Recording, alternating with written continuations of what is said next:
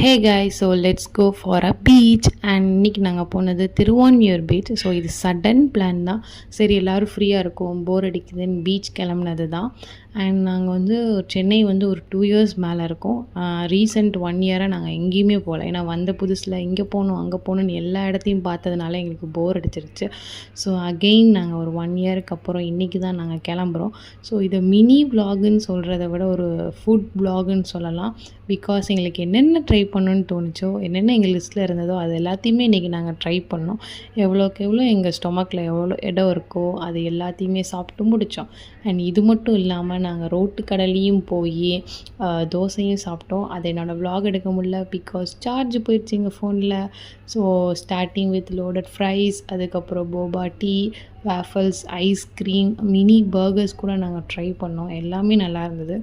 And அப்படியே ஒரு சின்ன ஓடி பிடிச்சி விளாண்டு அப்படியே நாங்கள் வீட்டுக்கு வந்து நல்ல சாங்ஸோடு ரிட்டன் ஆயிட்டோம்.